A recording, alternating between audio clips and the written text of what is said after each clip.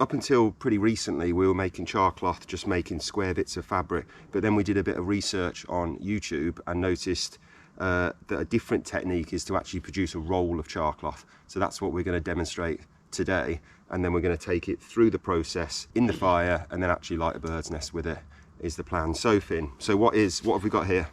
A pair of Daddy's old trousers that are made out of cotton. Yeah, so it's 100% cotton. We've already made 4, so we're going to got 1 more to make to complete the set to the maximum the tin can accommodate. We've got a piece of wire that we folded over that looks like a large hair clip. So we slide it on and just catch it into that position. We fold over, pinching the wire and get a really tight roll started. And then we just push that so we have a bit of wire. Yeah, so we have a little bit of gap there.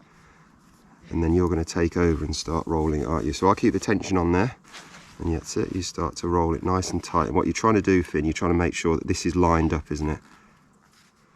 So we've made this fabric the width of the tin. So you could obviously set it. It's quite wide, so when you end up with a charcloth, what you could do is chop it in half and use half of it at any one time. So once we've rolled it up, we've got to tie it so it doesn't unroll in the tin. So you could use a piece of twine, or we're using a little bit of the fabric. So if you grab that, Finn.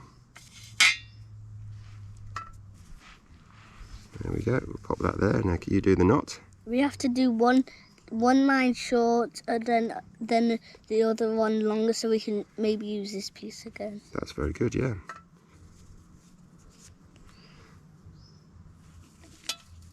That's it, nice and tight. And then if you just snip off those ends, be very careful with the scissors. If you just pop the piece of wire out. Perfect. And then this is going to go into the tin. We've got 5 charcloth. Yeah, it will be charcloth. Now, what we're going to do, so we've talked before many times, haven't we, about the 3 elements of fire. So what are the 3 elements? Fuel, heat and oxygen. Yeah, so if we put that into the fire now, you'd have heat from the fire, you'd have the fuel of the fabric, but you'd also have the oxygen getting in. So that would mean it would burn, it would combust, and then you'd end up, exactly, then you'd end up with a pile of ash at the end of it. However, if we pop the lid on the tin, what element are we removing? Oxygen. Exactly. So rather than combustion, we're going to get the heat, we're going to get the fuel, but we're not going to get combustion. We're going to have a process called pyrolysis. Now, pyrolysis comes from the Greek pyro meaning heat and lysis meaning separation, and it's essentially the breakdown of organic matter through heat, through burning, but in the absence of oxygen. So it's pyrolysis. So that tin is now ready to go where, Finn? In the fire. Brilliant. So let's get it in the fire. Okay. Just like that? Yeah. You see, Finn, that it's just, there's loads of gas coming out of there, but it hasn't caught fire yet, but it's heating up. Obviously the whole thing isn't sealed. A limited amount will escape all around. You can see it pouring out, but the most amount is coming out that hole there, and that should catch fire. It looks like a train. It does, yeah. There you go, Finn. Oh, it caught fire then a second. You see it? Is it blasting out? Yeah, so we can see that flame is almost like a flamethrower. There's a bit coming out as well, out the side of this corner as well.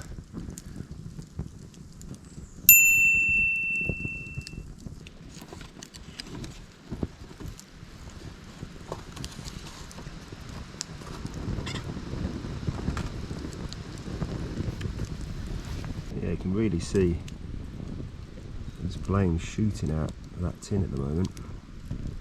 Probably another 3 or 4 minutes since I stopped recording before. It is still burning coming out of that tin. You can see the length of that flame is dropping away. And the key is to just wait till it's just gone out. That was the wind that just put it out there. Still there, you can probably hear the wind.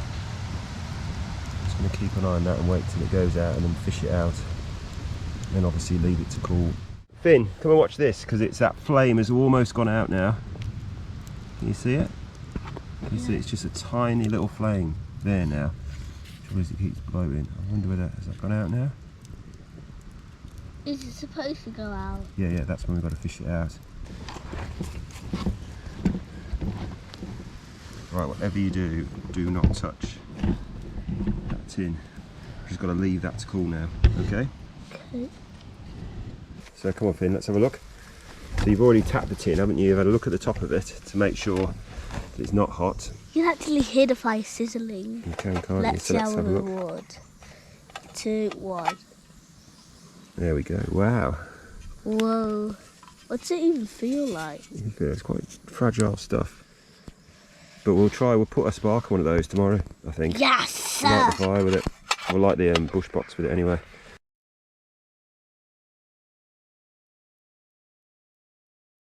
We didn't end up lighting the bush box with the charcloth last week, so we've nipped out, we've jumped on the bikes, we've ridden out to this little bit of local woodland just to get it lit, blow it into a bird's nest. The plan is we're not having a fire, we're not doing anything with it. The ground's really damp around here anyway, so we'll just let the bird's nest burn out, make sure it's out. We've got some water with us to make sure that it's completely out, and then we'll just be on our way. But hopefully we wanted to sort of complete the cycle. So Finn, let's give it a go. So this is the tin of charcloth. Mozzies everywhere. So this is the tin of charcloth. So we're going to light that, Finn, or you're going to light it with the fire steel, and then we'll get the ember blowing. It hopefully it'll take really well, really glow really hot, and then we'll pop it into there and we'll just blow it into a fire. But what happens if it is when we put it straight in that it just catches fire? It won't do. It won't, because this isn't a flame, is it? This is just a really hot ember. What do you need to introduce to get the fire going? Fuel, heat, Well, it's got the fuel, it's got the heat, oxygen. and who's going to provide the oxygen? Us, by our breathing. Yeah, by blowing into the bird's nest, isn't it? Into the tinder bundle. So let's pop that down there. Yeah, we've got it so it's lit there, isn't it? So you start blowing on that, Finn.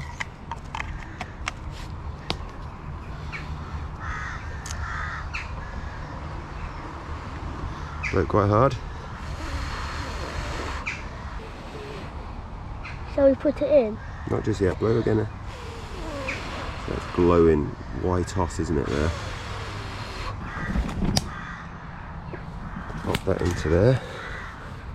Actually. Make a bit of a nest, bit of a hole.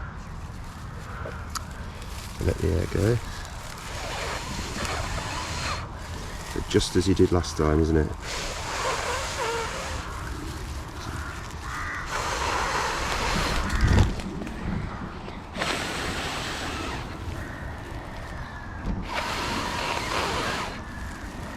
Wow, look at that smoke there. There you go already, a bit more.